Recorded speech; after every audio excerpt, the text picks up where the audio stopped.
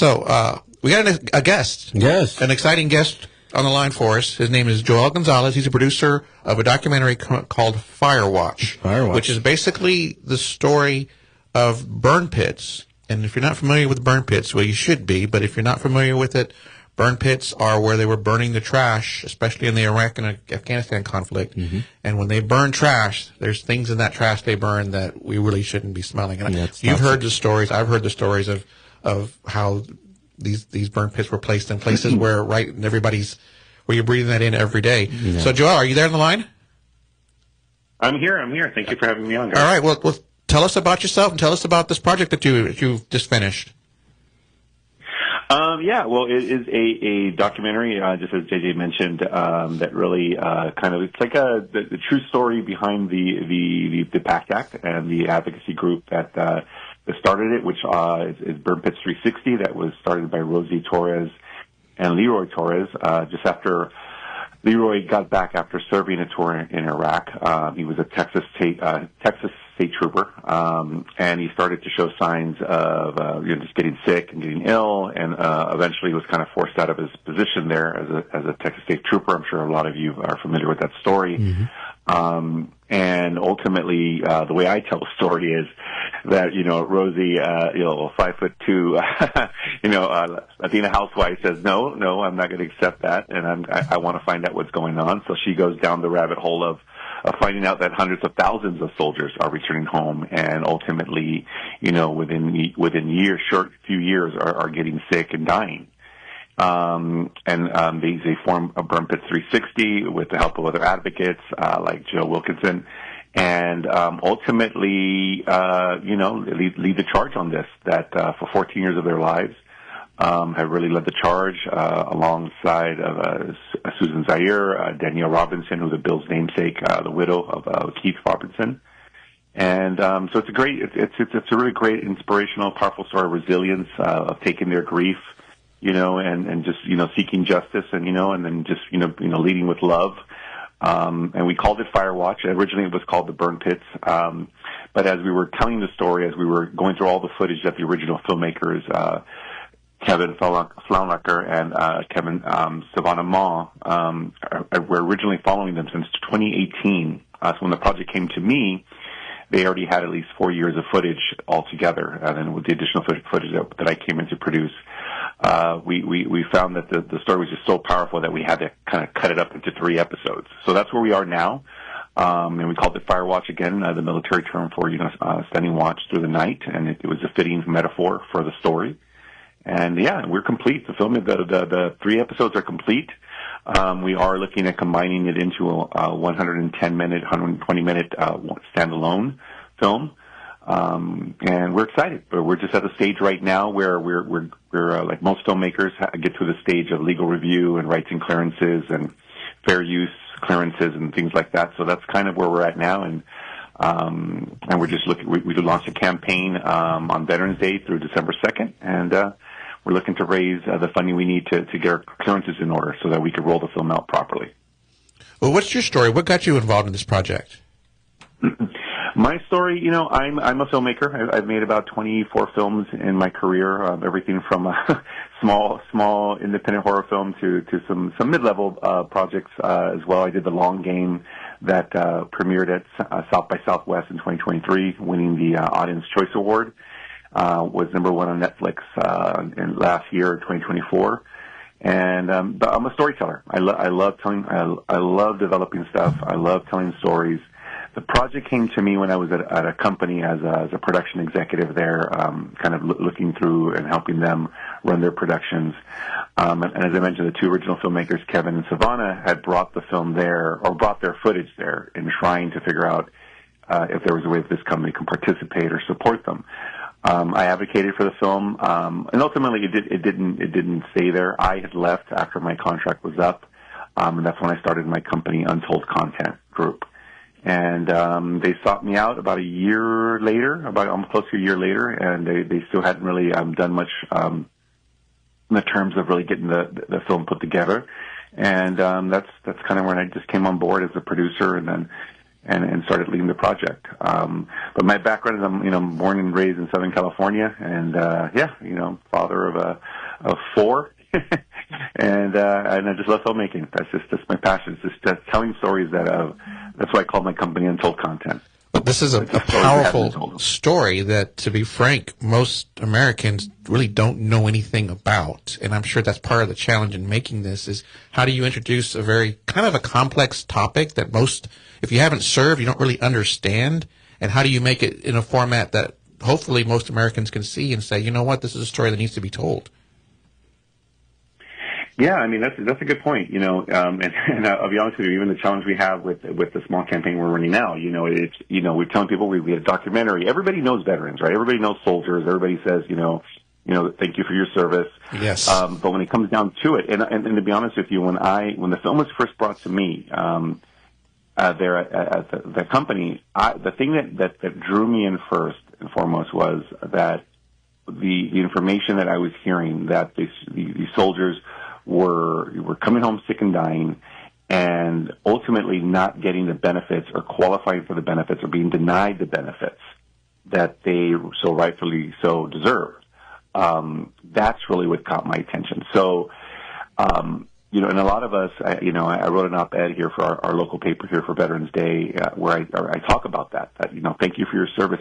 Although they are very genuine words from most, and I would believe from most of everybody that says them, the weight behind those words have more meaning, So the way that I've been approaching it is just really explaining to people that, that there's the ads that we see on television for joining the military, go strong Army, strong Marines and Air Force and all of that. But what I tell people is if they were to show what happens for not for the most part, but for a large majority of veterans that have to, really advocate for services that they're entitled to. We wouldn't have an army where a volunteer army. We just wouldn't have it. No. Right. So it's a balance of that, and I don't pretend to be the expert by all means in the ins and outs of everything, but right is right, and wrong is wrong.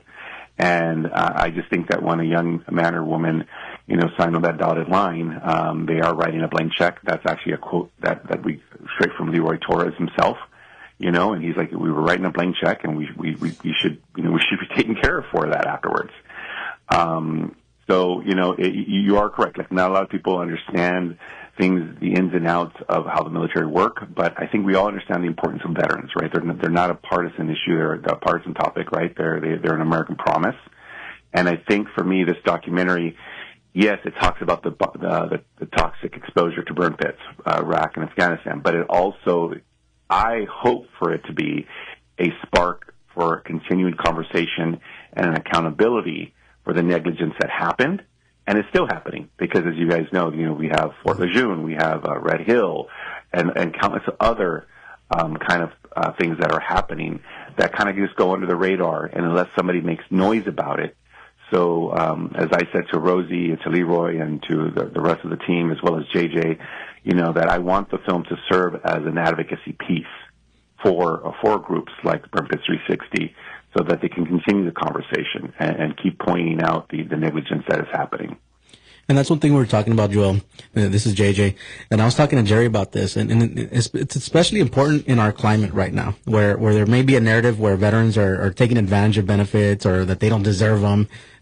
It's very important to get this film out there so that we understand the effects of burn pits, not only for new age veterans, right? Iraq, Afghanistan, but it also affects the Vietnam era veterans, right? There's a lot of Vietnam veterans that, are now eligible for benefits because of this PACT Act, right? Those that were stationed in Thailand, Guam, American Samoa, Johnston Atoll.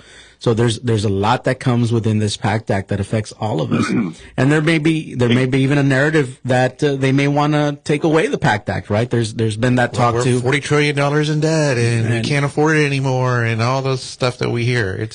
And we can't have that, Jerry. We can't have that. And that's why this movie, this documentary is so important. And Joel, if you can stay with us past the break, I want to talk to you about how you actually made it and some of the... Sure. And just because there's a fascinating story that I want to get into you about. So if you don't mind hanging on with us after the break, we got a few more questions for you. So we're going to take a short break for the Veterans Radio Roundtable. We'll be right back with Joel Gonzalez, the producer of Firewatch, the story of the Burn Pit 360.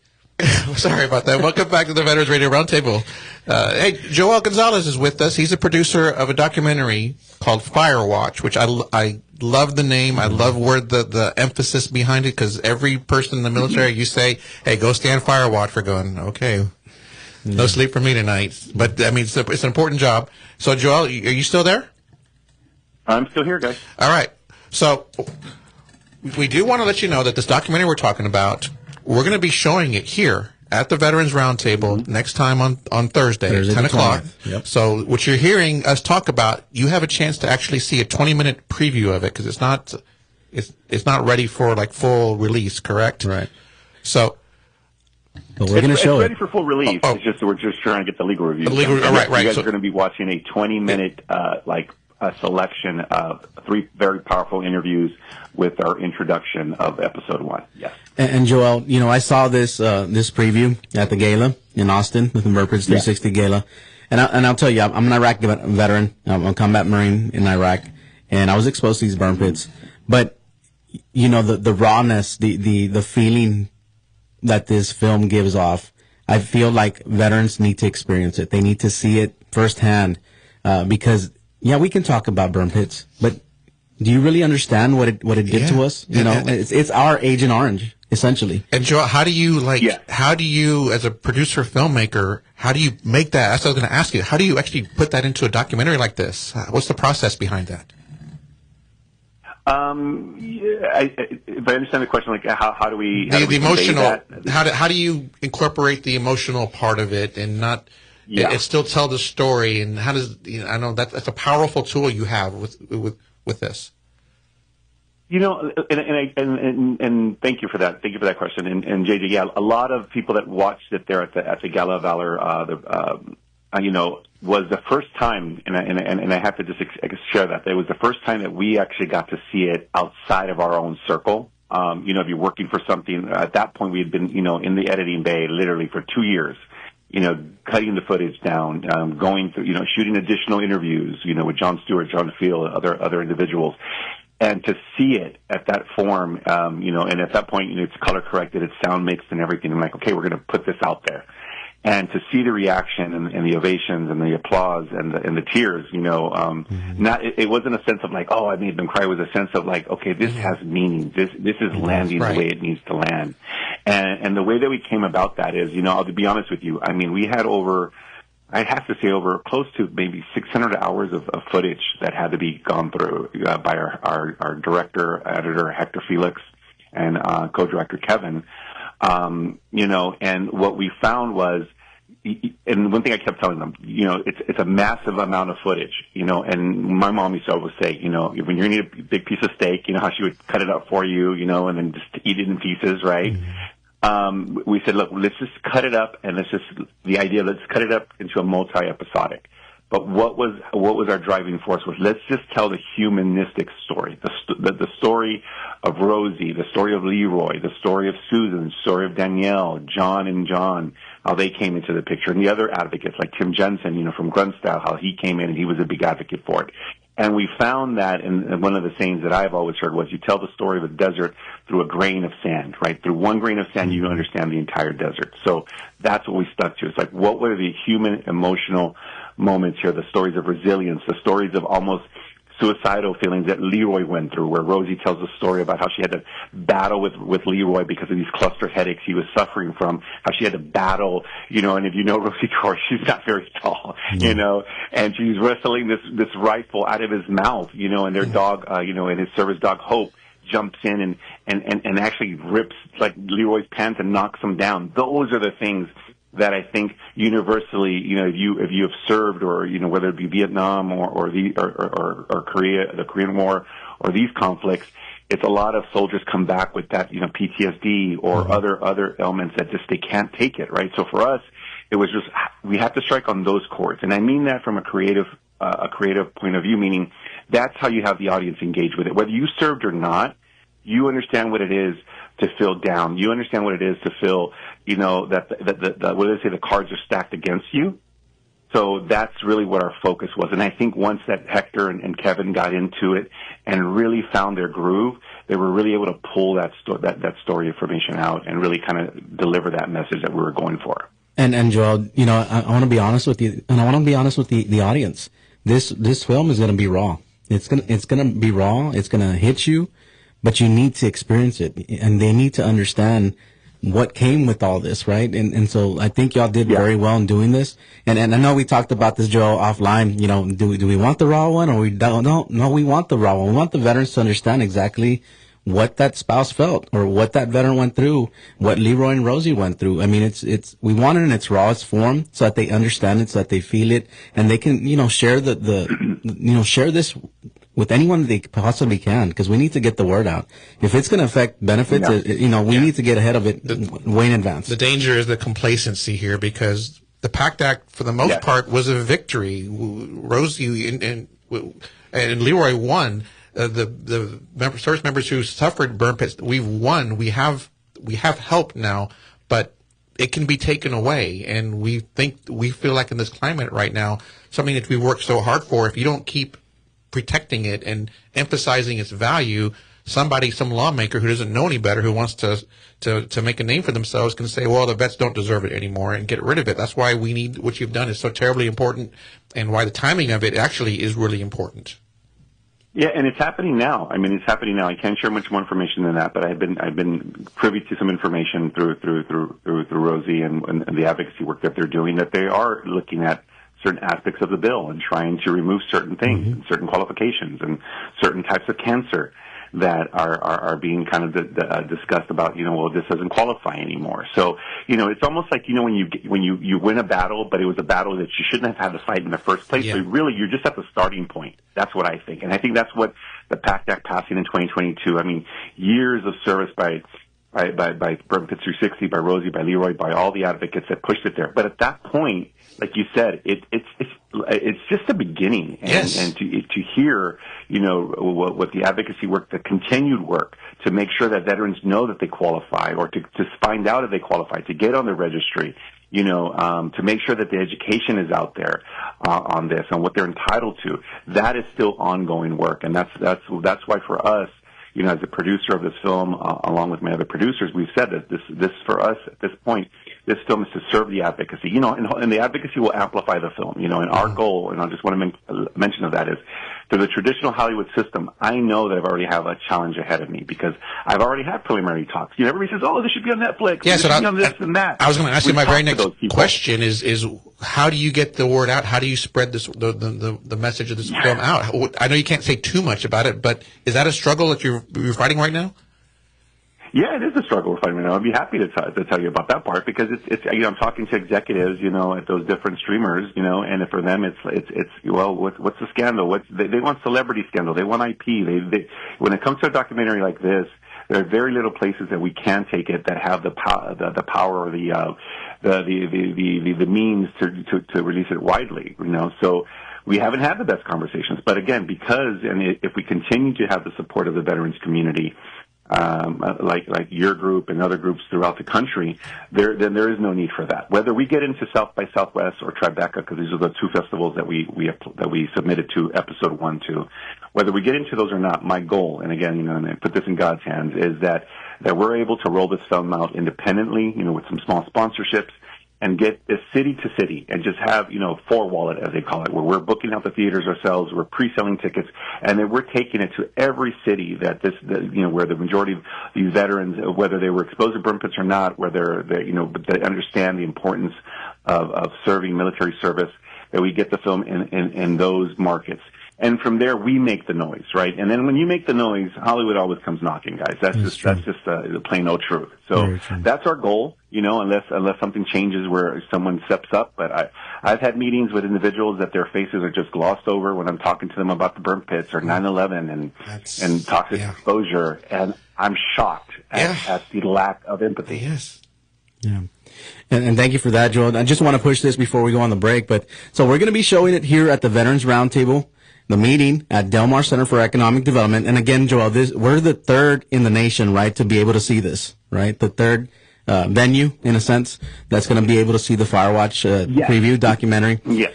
So it's something very special, and I want to thank you, Joel, for being on board, for bringing this on, and of course, Rosie and Leroy. But again, folks, we're going to meet at the Veterans Roundtable, Del Mar Center for Economic Development, room 106, this upcoming Thursday, November the 20th. And we're going to show this at about 10 o'clock. And we're going to provide snacks and drinks right then, and we're working on that. So we're going to meet there. Again, thank you, Joel, for everything. You want to say anything? Yeah, Joel, thank you very much for your time. You're producer of the documentary Firewatch. It's an in-depth look at the struggle for burn pits 360. And we're looking forward to the 20 minutes we're going to see your video here on Thursday. Again, Joel, thank you so much for your time. Thank you, gentlemen. Thank you. God bless you both. Have a good one, brother. Thank you. All right, that was good. Sorry, I got to recover from that. Just the thought of all of it.